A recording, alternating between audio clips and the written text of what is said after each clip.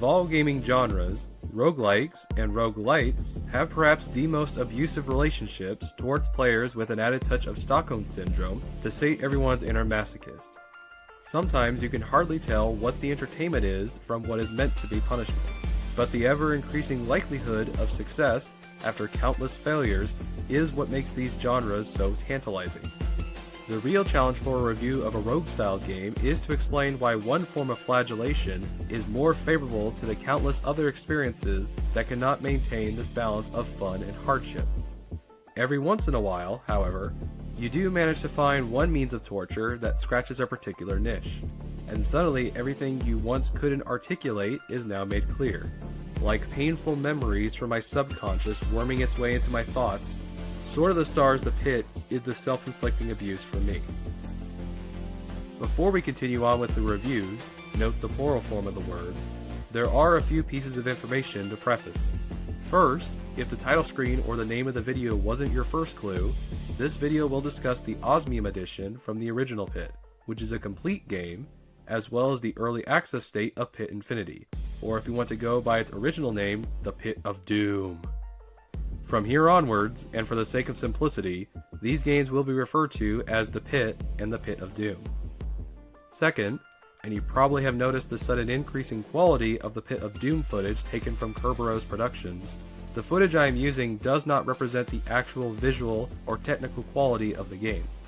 This aspect is something that I will delve into more detail with the second review, and I was able to squeeze out a more stable frame rate for recording with Unreal Engine 4 tweaks, but I state this information up front if you were concerned that the game was poorly optimized.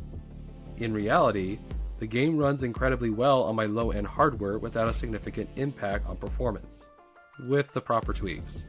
I had to further degrade the game so that it would run better for recording. Finally, there is footage of the vanilla version of the Pit as well as with the Quality of Life mod, which adds only UI and other technical polishes to the vanilla game. With those disclaimers out of the way, pack your sotwitches, an extra Hyver multi-tool, and a whole lot of duct tape for your organs as we delve straight into 95.9 almost certain death in The Pit.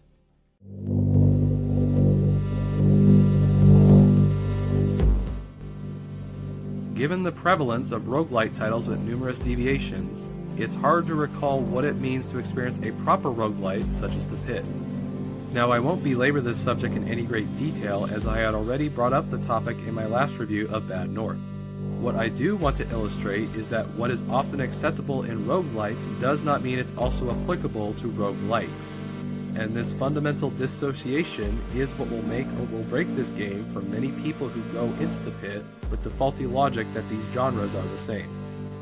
Whenever you hear the topic brought up about the problems of roguelites, people are often concerned with the reliance on luck-based mechanics that can take away from rewarding raw skill. However, if you really examine the heavyweights like The Binding of Isaac or Enter the Gungeon, I would argue that more people would say they prefer sessions when the game gives them items to lower the threshold for the hardest challenges. This is why so many players who enjoy these titles focus on optimizing their builds, finding an item to make them overpowered, or learning exploits to achieve a greater chance of success.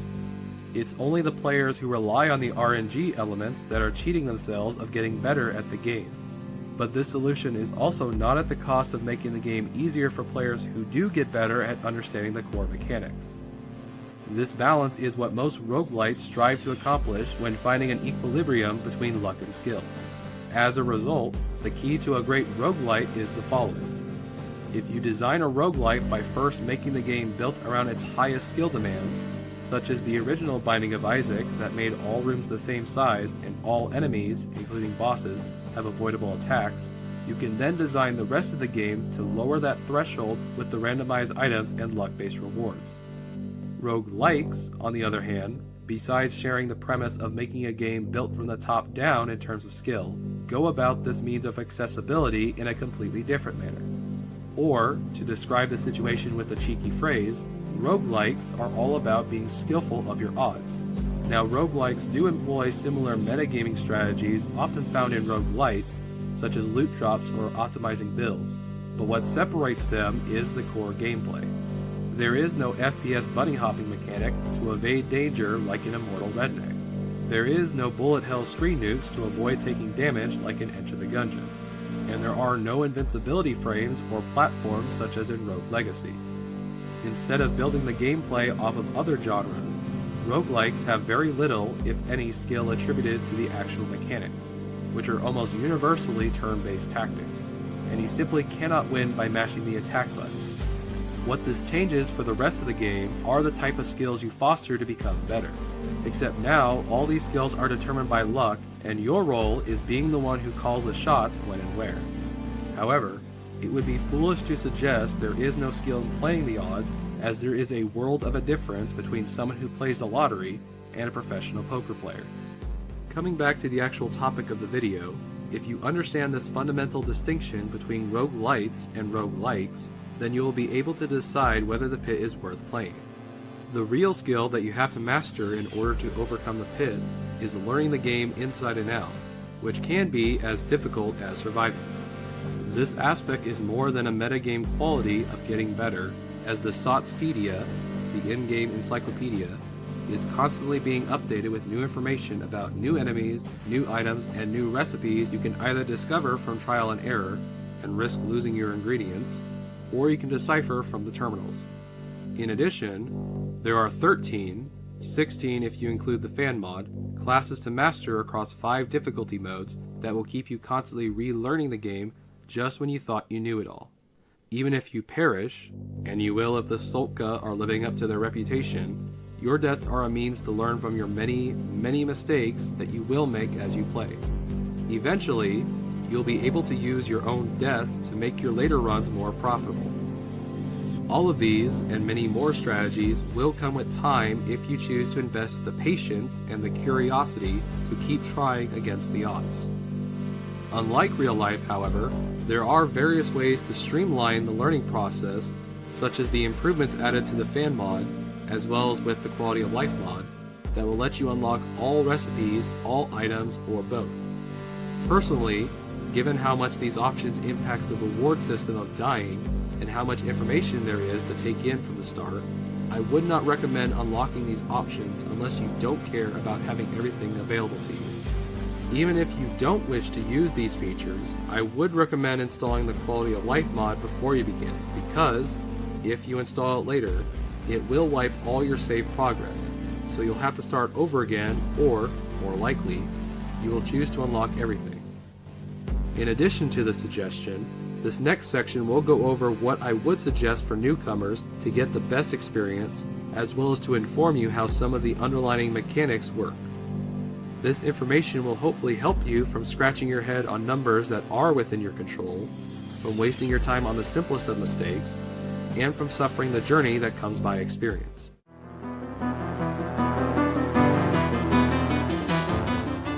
Since audiences to roguelikes and roguelites are more sensitive to spoilers, especially gameplay-related ones, I would ask that you listen until the blue rooms are discussed. At that point, you can skip to the timestamp on the screen so you can learn the game on your own. These other pieces of information are more so general knowledge about the game, such as the various modes you can choose, as well as the game's structure. With that warning out of the way, let's begin where all misfortunes in life start, the beginning. As the introduction cinematic illustrates, you are one of innumerable adventurers sent into an ancient Sulka facility known as the Pit in search of a cure for a deadly virus. Although the story is framed as being a concern for mankind, there is little explanation as to why other alien races are seeking the Pit. The most likely explanation is that this discrepancy was a development oversight since the game originally only had 3 classes of humans. Furthermore, there's not much storytelling about the Pit itself. Outside of lore entries that add some colorful humor from the Sword of the Stars universe, the story never expands on the setup other than providing you a simple goal: survive. Now, the original release tasked you to survive 30 floors that progressively became bigger the farther down you went. After the Mind Games expansion, all future versions pushed the final floor to floor 40, as well as added new mechanics like the psionic system, 10 additional characters, and tons upon tons of new items into the Pit's arsenal. However, in terms of how this change affected the game's progression, these 10 additional floors smoothed out the difficulty curve since the game could be balanced around a longer session. What was once a 5 to 10 hour journey could now take up to 15 hours if you took your time, which was most likely due to the player shuffling around his or her inventory. Consequently, this added length also created new starting locations to unlock, new modes to play, as well as a way for the player to game the system. Now, the original release did have starting floors where the trade-off was that you could start on lower floors without having to progress through the entire game. These checkpoints were located every 5 floors until you reach level 15, but with the Gold Edition, those checkpoints now start at floor 10 and stop at floor 20. This method would effectively let you start halfway through the game with all your starting gear perfectly intact, and the downside would be that your character would always start at level 1. This trade-off wouldn't be worth it if it wasn't for the implementation of the blue safe rooms, but we're not quite going to talk about those mechanics yet. The other major change from the Gold Edition was the addition of game speed modes, which are time-saving ways to play the game more quickly than normal. These two modes, fast and quick, offer a distinct way of playing that can cut off a lot of the fat by giving you XP boosts in return, as well as address some of the game's shortcomings. For a side-by-side comparison, if I were to beeline a Tarka warrior from the entrance to floor 10, it would generally take me a little over an hour on normal, 40 to 45 minutes on fast, and quick would take me around 30 to 40 minutes at most. Quick mode has the shortest time due to the fact that you are skipping even number floors if you start from the entrance, and odd number floors if you start on floor 10 or 20. These advantages, while it may sound simple, can be used in various complex ways to make the game more streamlined, and the quick mode makes the game more like the original release since you only have to complete 20 levels. It's not until you combine these game modes with the blue rooms where you can see their full potential. Now, the blue rooms themselves are fairly straightforward. You can store items and XP that you have not spent on floors 10, 15, and 20 for future playthroughs. The real catch is how you can use them to your advantage, although they also come with some limitations to keep the game balanced. At first, you will likely ignore these rooms because you don't want to give up anything you might need to complete your run, but you may store any weapons or armor your characters cannot use because of their race. If you decide to cache any XP, you'll realize that you'll receive 5 XP points for every 1 point you invest, meaning you get 5 times of an investment whatever you deposit. And you'll soon learn every character needs the same amount of XP to level up, but each character earns them at different rates. The catch with these cached items and the XP storage is that you can only withdraw from these containers once when you start a new game on the same floor, and each cache on floors 10, 15, and 20 are independent from one another as well as by difficulty. If you play the game the way it is intended, by depositing these rewards every now and then, you could easily accumulate more than enough resources either because you cannot use them, you don't know how to use them, or you're going to lose. Conversely, you can make corpse runs for XP, ammo, or other useful items for a weak character, or for your current character to be more prepared for the rest of the game. However, if you think you can simply win the game by dumping all your stats and gear on floor 20 to make a level 50 character, then you're not seeing what you're trading off in return. You could probably get by with this method on easy and normal difficulties, but then you would be ignoring how exactly the skill and the stat system works. If you have ever felt the cravings of progress when leveling up during tabletop games or CRPGs, the Pit's leveling up system is a distilled, tactful concoction of tried and true RPG mechanics. Surprisingly, the skill system shares a lot in common with Oblivion, but without all the negative aspects. Every skill has an associated stat, might, finesse, brains, or power, and you can progress every skill naturally through continued usage up to level 45.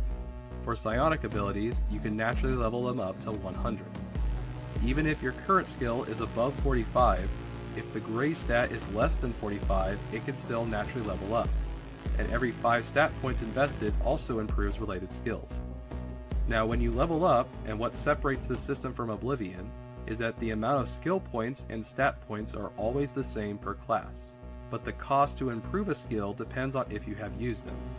What this system boils down to is that when you use a skill, you can naturally improve it, or you can improve it as you level up for a lower cost, and a higher reward. As a result, if you want to use the blue rooms, you want to withdraw just enough XP to match the floor level plus 1. So 11 for floor 10, level 16 for floor 15, and level 21 for floor 20, so that you can still allocate all your points as well as benefit from the natural level ups. Now if you're still following along, you're probably thinking this all sounds like a grind, and you are half right, but it's how you go about a grind, which is purely optional, and what you set as your goal that could separate learning how to become better at the game rather than making it easier. Here then is what I would argue is the best way to enjoy the pit. First, play your preferred character on easy or normal, and try to unlock either the 10th or the 15th floor as starting points. You might want to start out on easy, but don't get too comfortable because all skills start out with an extra 15 points, and you won't be able to unlock all the recipes unless you are on normal. Afterwards, try out the other classes and attempt to make it to floor 10 without leveling up so you can get an idea of each character's strengths and weaknesses. By this point, all of your stockpiled XP and gear will be more than enough for you to decide if you want to start your favorite character on floor 10 or continue foraging certain items like armor to tackle the next 30 floors. Additionally, you could also try the quick mode from the blue rooms if you want to speed the game up further, or you can play the mode from the entrance to experience the game legitimately. Whatever method you wish to experience the pit, legitimately or otherwise, if you are willing to accept your losses when you make a mistake, you will likely not make that same mistake again. Or if you do, you'll be better prepared to handle the situation. With the addition of the quick mode that cuts the game in half, or even more if you start on floor 20, I don't find this game inherently flawed as it could be given how long these sessions can last. If you can enjoy this game whether you are winning or losing, then you truly have overcome the mental gauntlet that is the pit. Still probably means you're going to die, except this time you'll face death with a smile.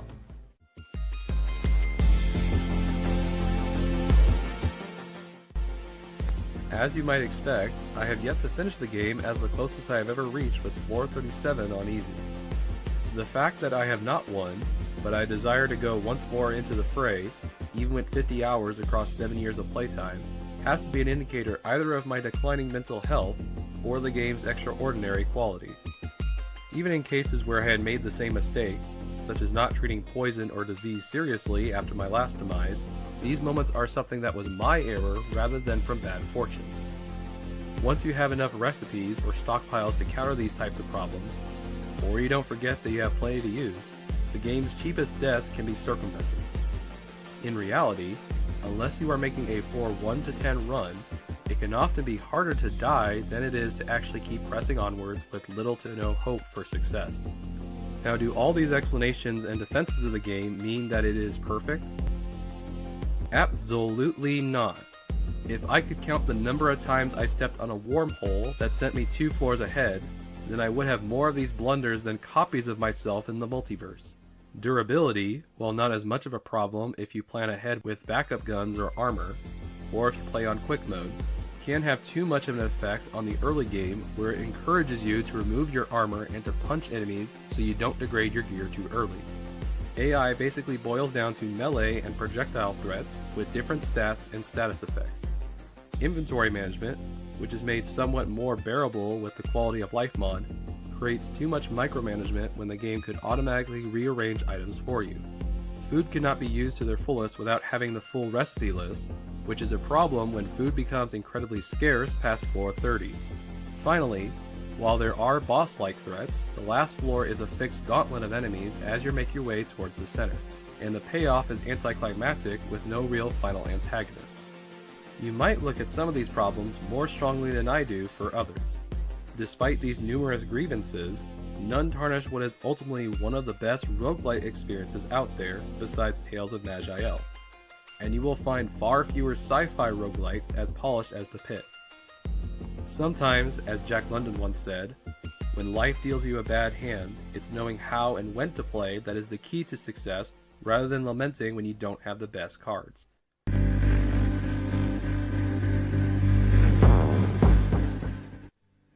Compared to the original, Pit Infinity, or the Pit of Doom if you want to use its original name, is an interesting case study of the problems associated with transitioning roguelike elements into a roguelite experience.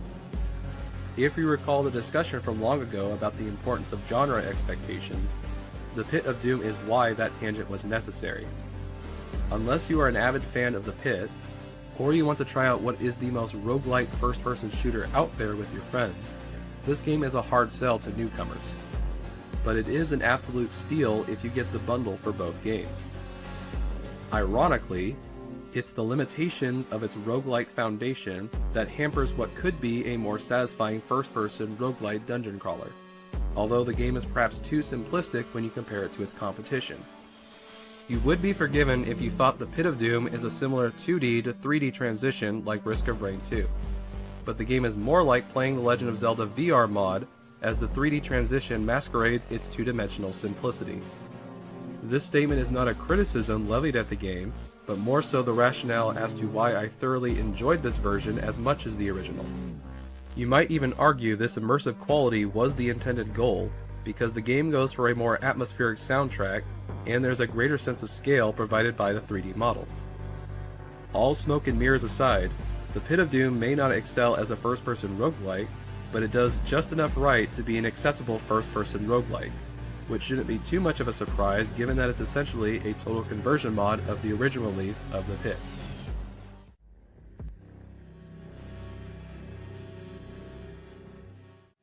Now we've already discussed how the Pit plays, so there's no sense of regurgitating the same information. It would be more useful to mention what is different and what are new problems for the Pit of Doom. Afterwards, we can break down the mechanics and how they function when put into the first-person perspective. Unfortunately, there is no active player base who is interested in queuing up with strangers, so if you want to play cooperatively, you'll have to bring friends with you. Anyway, the first thought that comes to mind is the question, how much did Kerberos recreate from the original?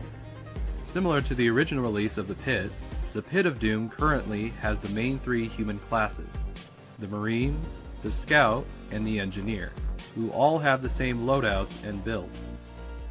It's important to highlight this information because there are alien weapons, which means you'll suffer a racial debuff to your accuracy. This regression from the original's 13 classes is a necessary step in order to balance the game during its early access development, as well as share similar assets. But I do hope Kerberos adds all 5 races. Who doesn't want to play as a giant telekinetic space dolphin that can use its tentacles as whips? Or who doesn't want to team up with a quirky humanoid Ant-Man? Not that one. Wielding a flamethrower. Speaking of gameplay regressions, this version is before the Mind Games expansion, so the game ends on floor 30, if there was a final floor and not an infinite loop, and there are no psionics. The devs haven't denied the possibility that these features could return. They have stated the roadmap is to take bits and pieces of the Osmium edition, but if there isn't a human scion, then you can be certain that the other classes won't come back, because they all have 1 or 2 psionic branches. Finally, there are no safe rooms, so you cannot exploit this game in your favor like before, although they may bring this feature back for single player mode only. While you would normally expect a total conversion mod to include everything from before, this game is still jam-packed full of content to avoid feeling like a downgrade. As far as FPS conversions of games often turn out, the gunplay and the underlining stats of the original roguelite works enough to get the job done. If you recall what I had said about the stats system, then you'll remember how it's comparable to Oblivion. The combat system of the Pit of Doom, funnily enough, best resembles Morrowind. At least that is what I can take away from the developer's response, so let me explain how and why. If you recall from the original Pit, stats affected skills, and skills could be affected by continued usage, successfully or not. This RPG system is analogous to every modern Elder Scrolls game. There are vital deviations, such as the fact that all normal skills can naturally level up to 45 in Grey Text, and leveling up only influences how much skill points you needed to invest to improve one skill based on what you had recently used. Damage calculation, however, was also tied to skills, but weapons had a minimum damage threshold and requirements to wield them. The Pit of Doom, however, combines this number crunching method with first-person combat and zero location-based hitboxes. Aiming is only one component for how much damage you can deal. Skills, aiming down sights versus hip firing, movement, crouching, and tables with normal, critical, and glancing damage values all play some small role when factored into the overall calculation. What this conclusion means is the Pit of Doom's gunplay is analogous to firing a bow or swinging a sword in Morrowind, where damage and accuracy are dice-based, which the only two things that determine if you hit the target is if you are aiming within the general vicinity as well as RNG. You can see this consequence more pronounced with melee weapons, as you often find yourself missing. If you pay attention to where your shots land, you'll also notice your critical shots strike the same area you last dealt a glancing weak shot. Given how difficult it can be to gauge the hitboxes of an enemy, such as the worms, this system does have its merits to prevent the gameplay from interfering with the zany enemy design. That summary is the simplest explanation of how the first-person mechanics work, and it's not a system that I find makes the gameplay worse. It does, however, make the gameplay come across even more streamlined than the turn-based tactics the series is built on.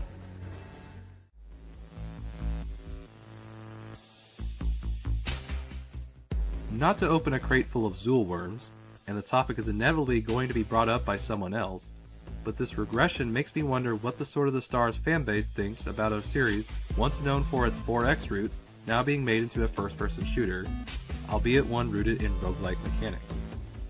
Granted, there is the tabletop game to satiate the fanbase needs, and there is Stellaris, another controversial subject that I will save for another day, so I'm not bothered by what some may view as a gross simplification from a franchise that often seems to dream bigger than what it can achieve. Regardless, the Pit of Doom can be a great time, alone or with friends, if you have any willing to share your misery. And it should be obvious the game was never meant to be the successor to the Pit. Kind of like how the Pit was never meant to be the successor to what was the Sword of the Stars series, now that I think about it. While the Pit of Doom may become its own entity worthy by its own merits, there is always the original that you can call home. One where you're more likely to die come the next family get-together.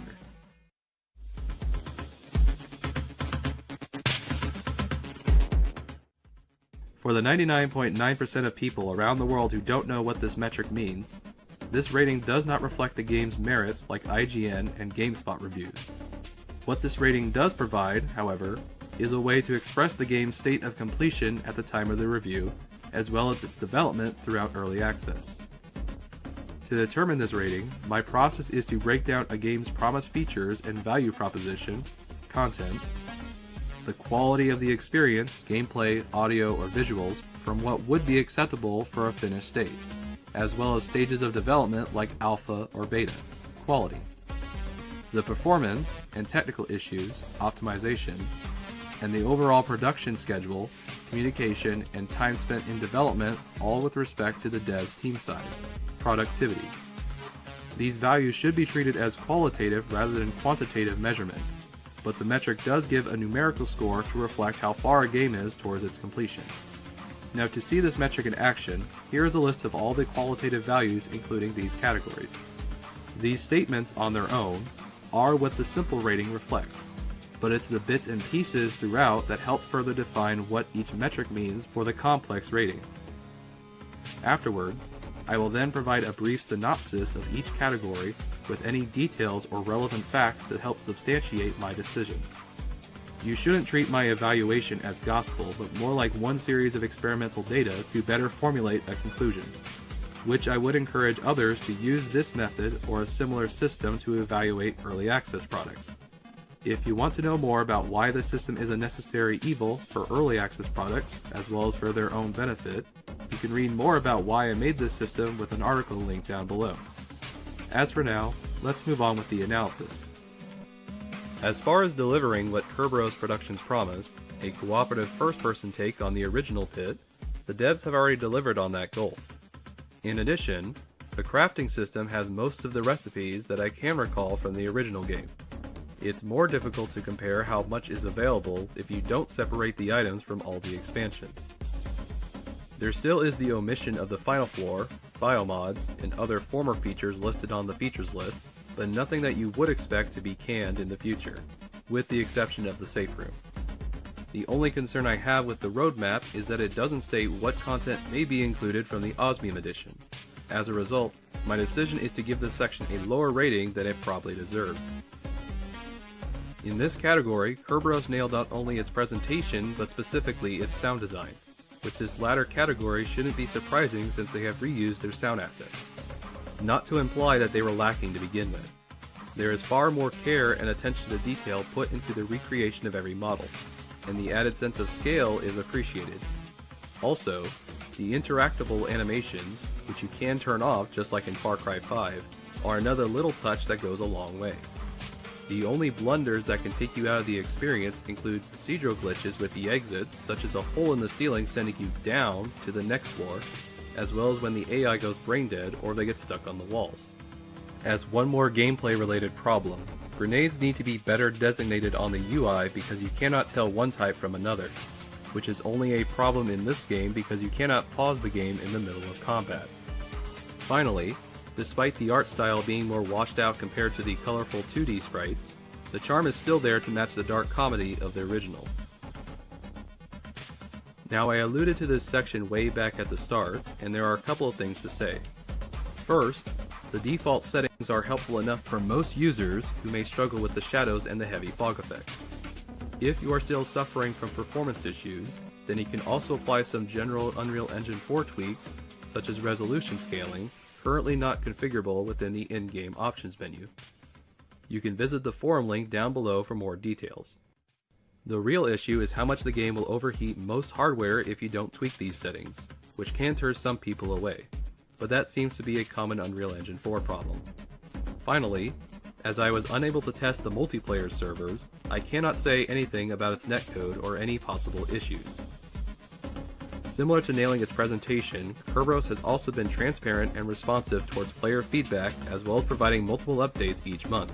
From its early access release on October 26, 2018, Kerberos has released 2 major content patches, one for the crafting system, available since November, and the multiplayer mode since March of 2019. Throughout these months, minor improvements and quality of life fixes have been made, which this last one was posted May 1st, 2019. All of this information leads me to trust that Pit Infinity will be released within the Q2 and Q4 timeframe of this year, which the devs have stated upfront the full release date and the state of its features are based on the level of support throughout its early access.